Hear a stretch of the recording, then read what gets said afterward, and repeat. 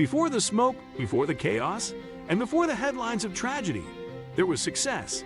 In the early 1900s, Tulsa's Greenwood district stood as a shining symbol of Black excellence and economic power.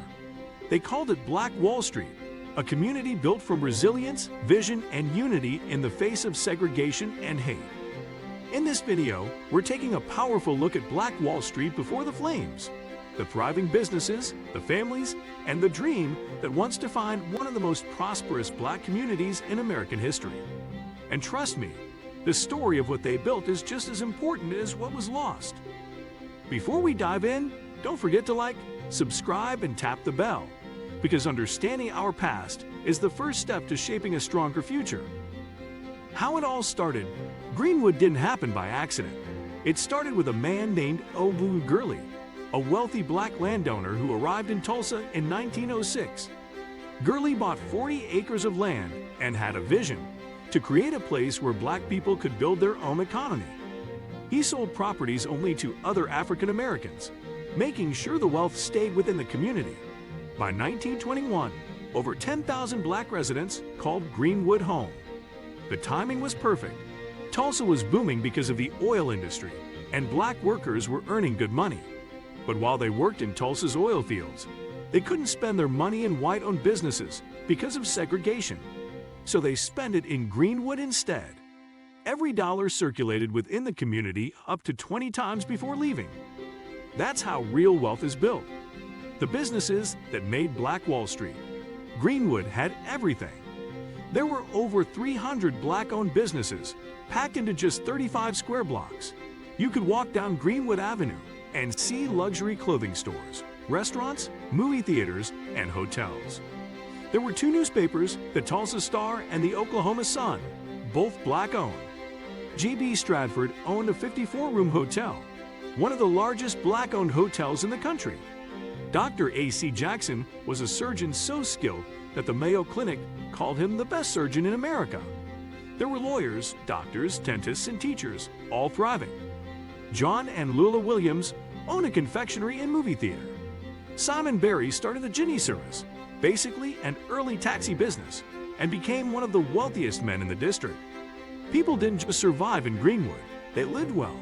They wore fine clothes, drove nice cars, and sent their kids to quality schools.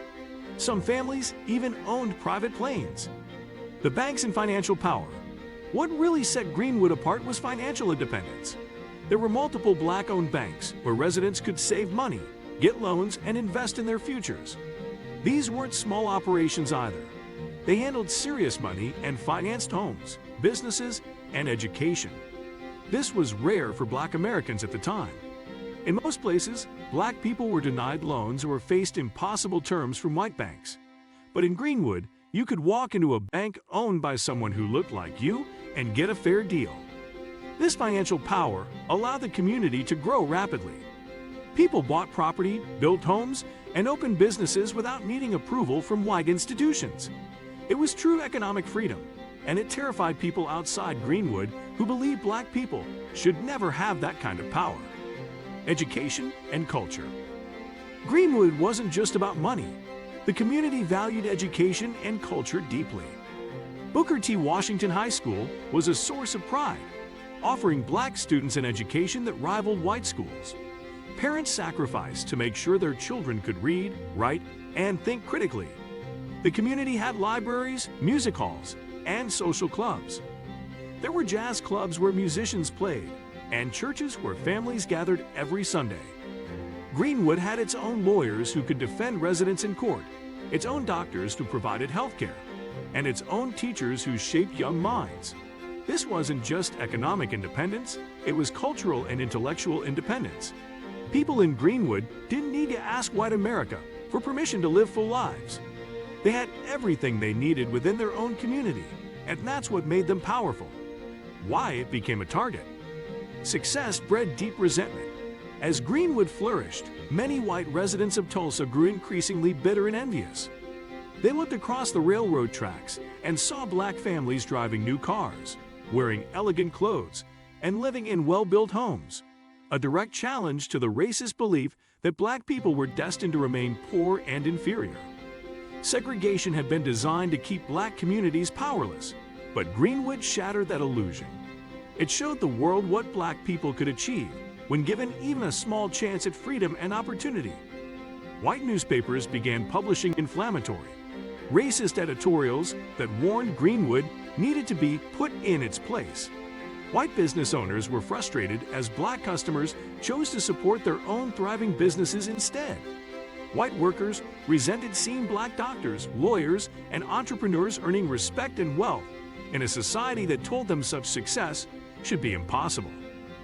The Ku Klux Klan was growing in Oklahoma at the time, spreading fear and hatred through intimidation and violence. Many white Tulsans were openly sympathetic or even active members, feeding a toxic climate of racial hostility. To them, Greenwood wasn't a source of pride for the city. It was a dangerous symbol that threatened the foundation of white supremacy. By 1921, tensions had reached a breaking point. All it took was a single spark, a rumor, an accusation, for that jealousy and hatred to erupt into one of the most devastating acts of racial violence in American history. The wealth that was lost. Before the massacre, Greenwood stood as a shining symbol of what black Americans could achieve despite overwhelming odds. It wasn't just a neighborhood. It was a thriving economic and cultural powerhouse, representing millions of dollars in black wealth. Beautiful homes lined the streets, businesses bustled with activity, and banks held the hard-earned savings of families who had started with nothing. Land ownership was widespread, and the community's success inspired pride and hope throughout the country. Some historians estimate the area's total worth to be around $30 million in today's money, but that number barely scratches the surface. Much of the wealth wasn't officially recorded. Businesses run in cash, properties held within families, and the countless personal belongings that made up everyday life. Families had built generational wealth and were preparing to pass it on to their children and grandchildren. Business owners were expanding, young students were preparing for college, and many dreamed of becoming doctors, lawyers, and leaders, following the examples set by the educated, successful professionals who already lived there. All of this had been accomplished in just 40 years by people who had once been enslaved or born to those who were. Through relentless determination, hard work, and unity, they created something extraordinary, a self-sustaining black community that represented freedom and progress. That's what made its destruction so tragic.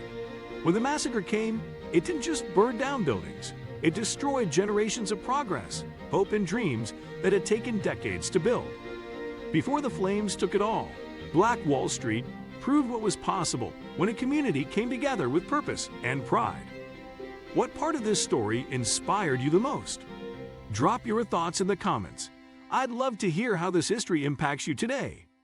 If you found this story powerful, hit like, subscribe, and share this video with someone who values history and resilience. Until next time, stay aware, stay inspired, and never stop honoring the legacies that built our future.